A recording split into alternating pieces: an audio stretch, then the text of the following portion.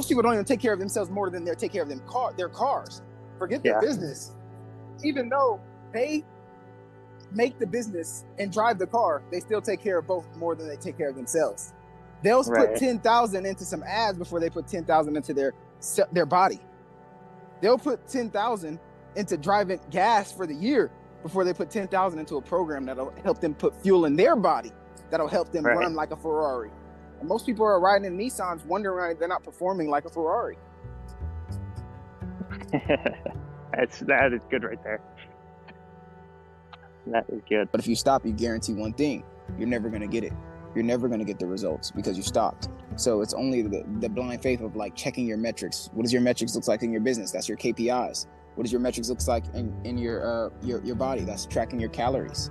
You know, and it's so similar that it's kind of scary. Welcome to the Health is Wealth podcast. Today we're on a wealth walk with Randy. And the way these podcasts work, we're going to do some deep health questions and some deep wealth questions. But first, we get to know our guest. Today's guest is Randy Clements. Randy, introduce yourself.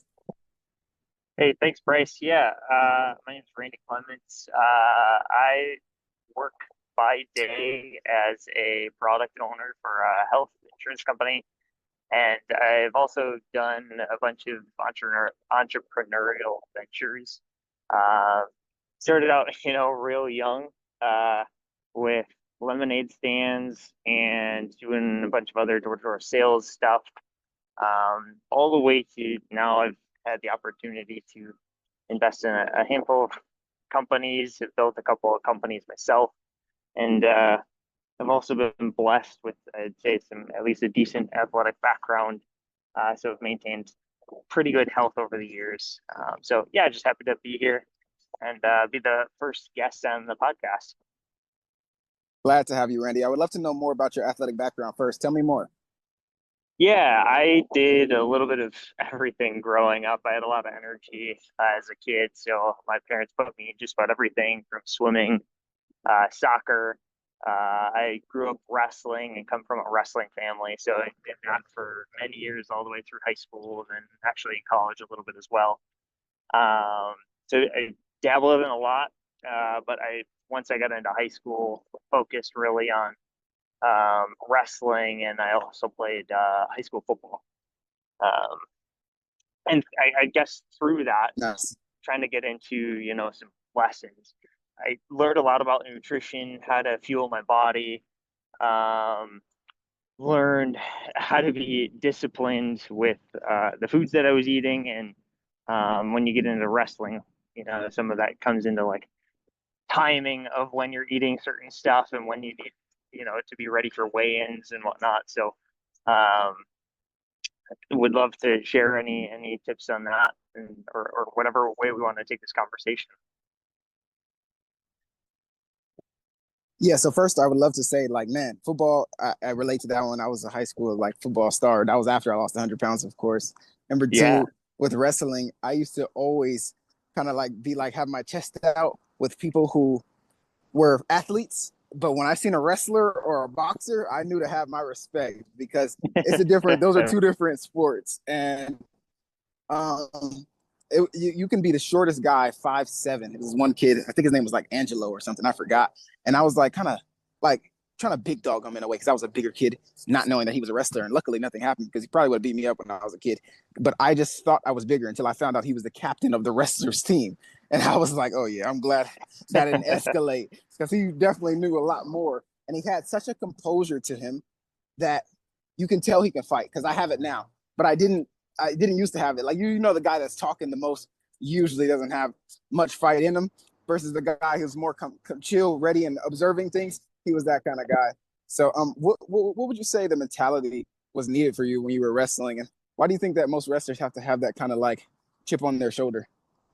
Yeah, I'd say it's definitely something that you build over time. I don't think it's something that you're just like born with or not. But with wrestling being a one-on-one sport, at least from a competition standpoint, you've got your team aspects to it as well. But you're going out there, you're going out in front of a bunch of people. Everyone's focused on you in the center of like a big ring. And you can't allow that to get to your head. You have to be so focused on you and your opponent, because that's what a lot of people fear. They fear of what they're being perceived as by the audience. And so you practice, you practice, you practice, so that when you go out there and you execute, or you know proceed with the match, that all of that, those distractions can go away. But it is just like, I mean, with any sport, it really is a head game. You have to be mentally prepared when you go out there, and you have to, you know yourself with all of the work that you've put in, to then go do your best in front of everyone else. And it is harder when you're doing a one-on-one sport for a team, because at least from a team perspective, you can rely on the people on the court or on the field or whatever, to help pick you up in the moment. Whereas if you're out there by yourself, you have to pick yourself up if you're struggling during the middle of a match. Um, so yeah, like I said, it's not like you're born with that overnight. It's really in the preparation time, going into that. And just like you kind of mentioned with your friend Angelo, or schoolmate Angelo, there were times where others that thought they knew a lot, or thought that they could beat up on me, and I wasn't necessarily the biggest kid. I was actually quite scrawny, after a certain point, growing up, that you know what you can do, and you know that your capabilities are better than them, so you don't have to prove it to anyone. So there's no point, because you at least know that you can hold your own, 100%. especially if you know the person well enough, right? So, um, but that's funny that you had a similar encounter kind of on the other side of the fence, from my perspective, right? So, oh, I can see your lips moving, Bryce, but I can't hear you now. Oh, thanks for saving me before I said too much. I was gonna say, I was 6 foot, growing up, like probably like 5'8", 5'10", 5'9", 5'10" in middle school, obviously, but now I'm 6 foot, almost 6'1", and I just remember being bigger. So it was like a confidence thing. But man, I started to learn that, man, height has nothing to do with fighting or the mentality of a person, because someone Right. could actually not be a better fighter than you, but they have a stronger mentality than you. And that's actually one of the pillars of weight loss that we talk about. It's just mindset, workout, Yep. and simply the diet. And if you can just master all three of those, you understand weight loss. Yep. One of the things that I heard you say was the preparation. I love that you said that, because the person that I became after losing 100 pounds, when I was standing in the mirror, it wasn't just I went to the gym. It was the person who turned down the unhealthy meal for the healthy meal over and over and over again. And the person standing left was the result of what I prepared for. So now when I get into encounterments of like things that my 300-pound version of me couldn't face, I can face it now because of the preparation. So it's a Mhm. 100% mentality. I agree with that entirely. I've helped many people lose weight. I've helped one of my best friends lose 100 pounds. And this is how I know it's all mentality. He only seen me lose the weight, and it was a 4-minute mile scenario. I go after the summer and I see him, and he's like, "Bro, how did you lose this much weight?" And just him seeing me, the next summer he lost 100 pounds too. I didn't coach him or train him on anything but that. Yeah, it's so inspiring. Like, even just to, like, being able to be that inspiration for someone. I think it is, when you get to a certain point, that's like the fuel for you, right? And uh, for those, I mean, I did a light introduction on my corporate background, but I do have, two young kids, and being a father, like, that's really what drives me now, is wanting to be the inspiration for my kids, to want for them to want a better life than my wife and I have, and to take that path to live what is a better life for them, whatever that life is, right? Financially, from health, or uh, athletics perspective, if they want to go much further than I, because I only competed all the way to like high school and a little bit of college, um, whatever it is that their desired adventures are in life, I want to support them and be that inspiration, as best I can. So, 100%. And being someone someone who looks up to you, being that person for them matters more for them than it does for you. You don't get much from it, but what they can get from it, man, my uncle's a perfect example of this. He's allowing me to jump at life from his shoulders, so that automatically gives me a head start. And at the beginning, one thing that I couldn't understand is, like, he used to tell me that, like, hey, you're jumping from my shoulders. I'm not going to leave you with nothing. Like, I have a home, I have my construction business that's generating millions of dollars in revenue. Like, I'm going to leave you that. I'm going to grandfather you that company. So even if you did fail, you would have this. Like, I'm not going to leave you with nothing. So there's no way you should leave with less. And especially because I'm the last Jackson in my family. So I have to put on for our legacy. But what I learned from that was he has left something for us to keep going. He's giving one of his nephews his house, and he's giving his other nephew, which is me, his home. His business, because he doesn't have any other kids. It's just us. So what I learned from that is, like, setting up the future and not really caring about just you. Yeah, he does his fancy dinners. Yeah, he does whatever he does, but he puts us in position, and that is so inspiring for me that I'm gonna do the exact same thing for my nieces, nephews, uncles, aunties, like whoever I can provide for. And one thing that it took me to understand when I was, like, on top of his shoulders, theoretically and hypothetically, is like, I can see what he can't. And he didn't see that because I'm younger. So sometimes I would tell him something, but because he's older, he wouldn't trust me necessarily. But what Mm-hmm. I did, I built proof, and I started putting money where my mouth was and actually matching him into like, like, what would it take for you to believe me? And until I got the respect that was deserved, to now where I've gotten him to invest in an app for me that costs 30 grand using the strategy of OPM, other people's money. Can't reveal the app yet. It's been under construction for like a year. It finally just hit the app store just now. I can say this: it's a construction app, and it solves a real world problem. Um, the second thing is that he invested into my first ever company. It was a solar company, and people who have dirty solar panels. When I was working for a regular solar company, I seen that people never clean them. And we were installing one day, and I was like, hey, these panels were clean before we got here, but they're already dirty just from us moving around and, touching them, his fingerprints all the way. Does that not mess with the efficiency? They're like, yeah, it does.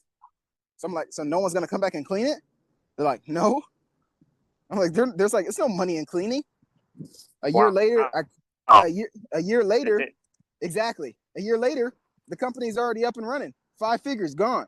And now I have over 10 annual clients from using an online school business to understand. That's my second business, of course. But now I understand what it's like for people to pay annual. So I created an annual membership for people who are obviously trying to get their panels clean for life and not just one time. So Right. that offer creates, like, so much, like, FOMO. Like, hey, you can either pay $299 for one cleaning, or I'll give you $299 for 2 cleanings for the year. And we'll make sure we give you a panel cleaning, a wiring cleaning, and an inspection, and we'll check for birds. No one in the market has that offer. I created it specifically. So I got so many sales to the point where 20 out of 20 people that I'm asking, do they want the service, are saying yes. It's just now, can I get more people to hear this offer? And then I slowly shut it down because it takes too much manpower, such as $350 for someone to go hop on the roof like this. I'll give you an example. So for a home like this, someone goes and hops on the roof, does that, it's 2 stories. Let's say if it's $350, my guy, if I can get 4 houses to pay me $250, that's $1,000 in a day. If the guy does it for all 4, I make $650, not including what the products were. So let's say like a $400 net day. That's great. The problem is getting the 4 sales a day, getting the optimal truck to run efficiently, so I don't have to be there myself. I've had 2 of my employees that work with me and for me. They got on the roof and cleaned the panels when I wasn't there, which gave me passive income to let me know that Mm-hmm. it's possible. And then to stay on topic, the second thing that my uncle helped me do was start this health as wealth business. He gave me $200 just to, like, stay in the game. And I actually called 20 family members and asked all of them for $100 because I was trying to get 2 grand so I can pay for my yearly subscription for school. Not literally, but like just to have money put up so I don't have to worry about the subscription. Okay, Right. guess what? Two out of the 20 said yes. Only 2. They both gave me $100. So I was kind of like, and I only called people who I knew had the money. People who I've either seen at the casino, seen gambling, seen doing this, seen out of Vegas, seen doing things. And I'm just like, okay, well, I can't be too upset. This is this is their money, you know. But on the flip side, they can't expect more from me on this side once I make it work. And to who's to say, I mean, another $200 turns into another 5 figure business in less than 6 months this time instead of a year. So I understand that he gave me the opportunity to have capital to start my business, and that's what most people don't have. Right. Just to be able to fund the idea. Right. So I really want to stay on topic here and move on to the next thing. But like, man, the really seeing someone do something can cause you to have the ability to go do something yourself and actually change your life for the better. Right. And I mean, to speaking to your story, right? It opened up opportunities that you saw that you could then chase after. And that's really what providing or at least enabling that capital for someone could do because they might have different interests or ideas that they see that others might not, 100%. which is the whole game of investing, right? 100%. Basis of investing. Exactly. Like if if he has the money but not the time, and I have the time but not the money, we have each other. And Right. this call wouldn't even have been for, like made if it wasn't for like $100 of staying in business to where I can stay in business long enough to meet you. Um, That's right. one thing about like opportunities and doors, if you can just get through the first one, the next one will open for you if you just keep going. Like every time I've created like a business or a model or an offer, like anything that just moves me closer to the next step, once I do that thing, the next thing becomes more and more clear. And I just keep going until it reveals like, man, I can't believe it all started with just a picture of a flyer. Or like, you know, like when if I would show you my first flyer for one of my businesses, it would be hysterical compared to what they are now, of course. But to me, I thought that was good. But it just shows me how far I've came, you know, in just a short amount of time of what we think good is. Right.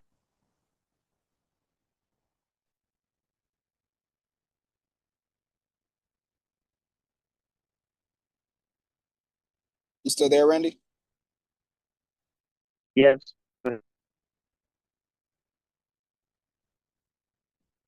I would love to know more about can you hear me? Yeah. Can you hear me? Can you hear Okay, me? cool. Yeah, now I can. It was just a little choppy for a second. I would love to know more about your financial background and how has health played a part in that financial background and what's your biggest accomplishment financially? So let's start with the first one of like what's your financial background?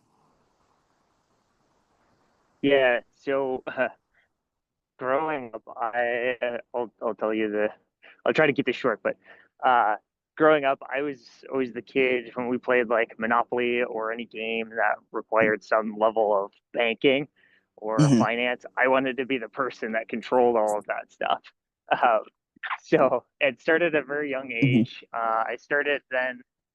Uh, my parents really instilled the idea in me that you always have to make more than less than you think. You want to live within your means because otherwise you put yourself in a world of I mean I didn't understand this at the time, but you put yourself in a world of hurt mentally, physically, stress, like psychologically because you're stressed all the time for making ends meet or being able to pay the bills or whatever, right? So always live below your means and build up a nest egg so that you can always rely on it if you have to dip into it. Um, I studied accounting starting in high school. I did that actually. That was my um, major in college, one of my majors. So I did that all the way through school. Um, and then I joined the corporate arena right after I graduated in, what was that, 2015, for a mid-sized startup. And I worked in sales, but then transitioned into like business intelligence and analytics like a little over a year after I'd started there. And I'd done a lot of like financial forecasting, headcount forecasting for growing the organization, that sort of stuff. Uh, so it's kind of like my career path. I've always kind of been a finance and accounting oriented person, which is really all data at the end of the day. and tracking what your money is doing and where is it going and what kind of measures help you progress to the next stage. Um, as far as accomplishments, I wrote an article a handful of years ago that I had accumulated 100K in liquid cash after I had pulled out some equity from shares I had gotten from the company that I worked for. Um, and so I'd say that's probably one of my biggest financial accomplishments today. That net worth has continued to grow over the years, and that's been a handful of years since I was 26. Um, so I won't give a specific number, but it's in the few hundreds of thousands today. Nice. Um, yeah, and honestly, like the most important thing about finance is getting started early, picking a plan and sticking to it. Just like with health, if you pick a plan, you're consistent and diligent, you'll get results just like you did. And some results come quicker than others, and Mm-hmm. some opportunities will help you grow financially better than others. And so once you get into the game of money, like those are the things you start looking for: is what are the opportunities, what's available, what will help me, achieve the financial goals that I have, and on what timeline. Because at the end of the day, I mean, money is great, and it's I think it's important for everyone to like taste well. Um, Taste it from the sense of you don't have to worry about where your next dollar is coming from, and your all your expenses are covered and everything that you're doing with your life. Um, and everyone only needs a certain amount. It's whatever your desired lifestyle is, and how much does that cost. Um, so yeah, I'd say that's my what my journey's been. Um, I'm actually starting a community helping teach people about finance and try to create some of those financial outcomes through different means and different strategies. Um, so excited for that, and I know you and I are kind of working on that from a scaling a community on school uh, 100%. factor. So I believe that uh, you'll be a great community owner just simply based off of a lot of people talk the game, but if you're able to get 100,000 in cash at just age 26, most people don't do that ever in their lifetime. So it's just being able to do that for many people, and even if 1 out of 10 people can even just save 10,000 more a year than they were going to save ever over the course of right, their lifetime, that man, that you change thousands and thousands of lives and save people hundreds of thousands of dollars just by maybe even thinking differently.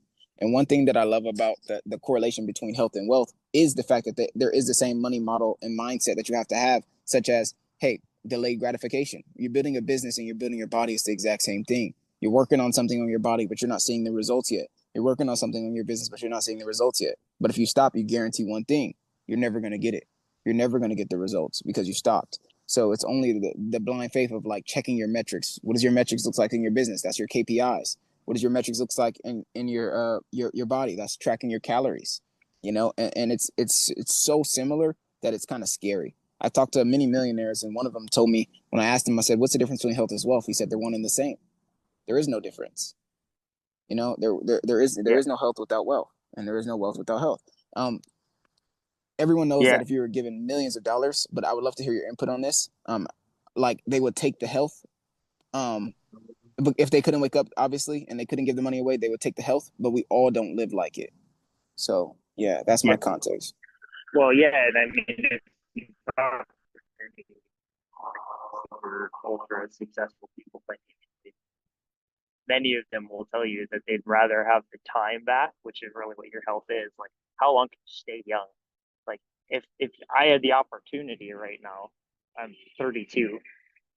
If I could buy 10 years of my life back, go back to when I was 22, I totally would, because it's extending your life and all the experiences you can accumulate over your life. And that's Yes, what wealth really enables for you is broadening your horizon of experiences that you can tap into. I love that. Um, I love that. I, I think the other aspect of it is making healthy decisions also contributes to you actually making conscious financial decisions, right? And that's probably what the person that you were talking about was mentioning. Like health is wealth. It's like you align your thought process to make smart, healthy decisions that enable you to live longer. And the same thing goes with your finances. And eating the right foods actually enables your brain to think about making better decisions that are oriented towards those goals and outcomes that you're looking for, right? Facts. When we don't eat as healthy, we make less. Uh, they're more short-term, short gratification type outcomes, which there's nothing, again, nothing wrong with that. It's just really what do you want out of life? Exactly. How disciplined do you need to be to create that life? So, 100%. 100%. I absolutely agree.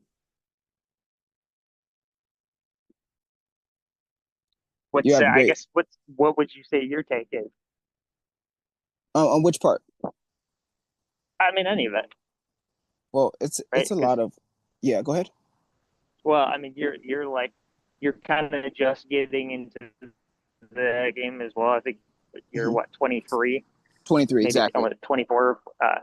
Yeah, so like, I mean, you're just kind of getting into what they call the adult life, right? But Hmm. just because you're becoming a legal adult doesn't mean you haven't been making adult-like decisions for years, right? So Hmm. curious your perspective on it. I have two things to say about that. So one, on the adult topic, I have the saying called KDAS, and um, it's just I believe that all adults are truthfully kids at heart doing adult stuff, and it's because like if you were to take your mom or take someone who's older to go see the Eiffel Tower in Paris, they would be just as amazed as you because they probably never seen it before. So in that Hmm. aspect, you guys are just as young. And sometimes we forget that, especially for me, like when I see my parents, I'd be like, man, like it's your first time living too. Like this is like, of course you're gonna make mistakes. It's your first time living too. Like obviously the 20 years that I've had on this earth is not gonna be as pure as the next 20. But if I would be wrong to think that my kid will come in perfect, you know what I'm saying? So that's the thing I have to do about the kid doing adult stuff thing. Um, the next part is making decisions with your brain. Choose the healthy meal over the thing that's gonna make me more sluggish and crash at 2 p.m. and 3 p.m. guarantees will make you more money because delaying gratification for just a meal may seem small, but it's the thought process and the calls that you might take that you wouldn't have took and pushing yourself forward to do the video that you wouldn't have done. Today, I wanted to go get some Starbucks around 9 a.m. I didn't. Instead, I stayed in the zone. I didn't feel any productivity for 2 hours straight, but I gave myself no option but to do no other thing but this. That's the problem. And guess what? Work happened.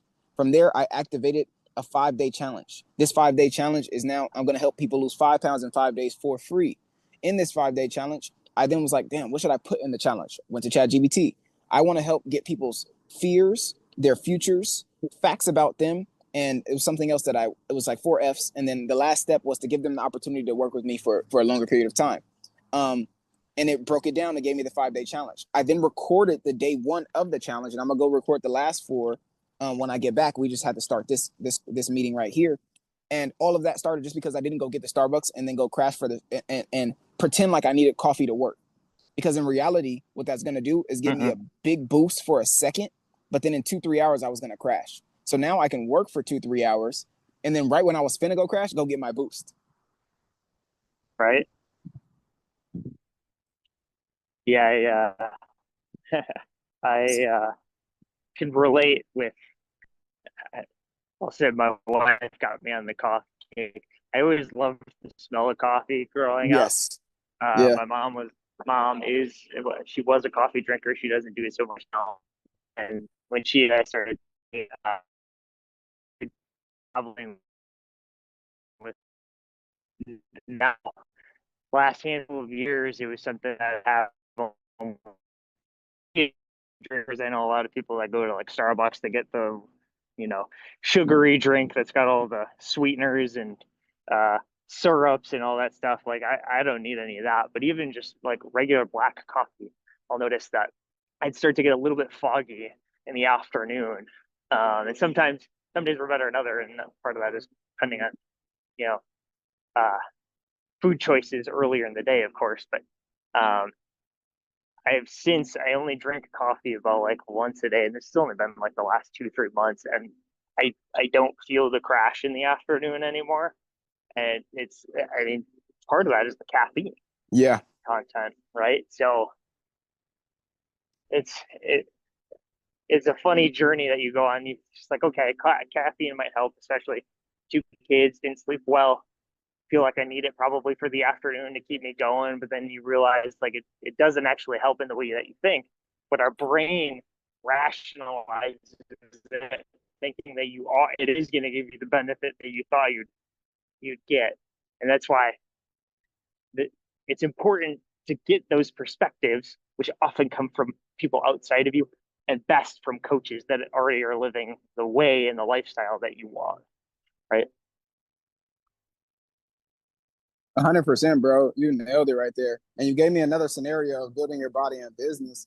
Like, just a simple fact that, like, when you delay that gratification and you understand that you're testing, like, what does that mean, delaying gratification? Okay, I'm going to see what it's like today to not get the coffee and see if I don't get foggy.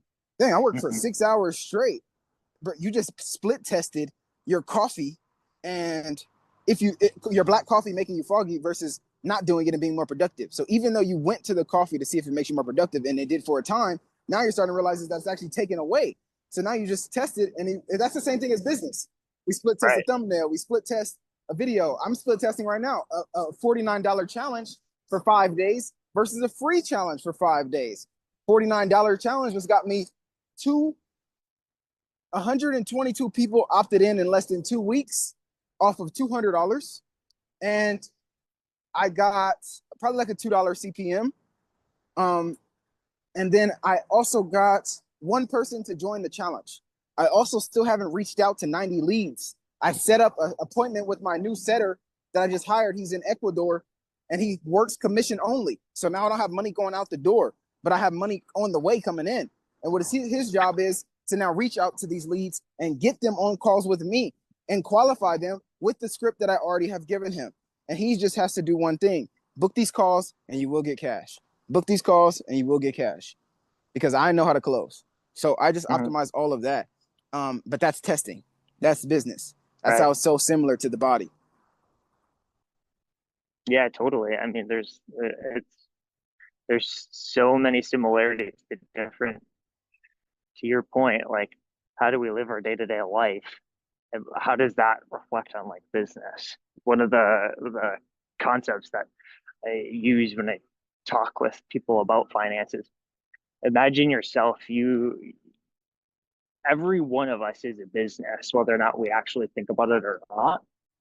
You as an employee, you are a business. You're charging a certain rate, which is really directed most of the time by the employers, like how much are they actually going to give you, right? But then that's your income, that's your revenue stream, and you have so much that you have for living expenses, and then you want to allocate a little bit about for fun, allocate some towards future oriented goals. Um, but we are all businesses, whether or not we legalize it from an entity perspective, and that's how we operate. So good, Randy. That is so good. Why is that so good? This reminds me of the Jay-Z quote. He says, "I'm not a businessman. I'm a businessman." And it's so dope because like nobody understands what he's saying, but Right. most people don't take care of the business that is them. Like, how can your business function without you? And if you don't Yep. take care of yourself to the best and efficient, most people don't even take care of themselves more than they take care of their cars.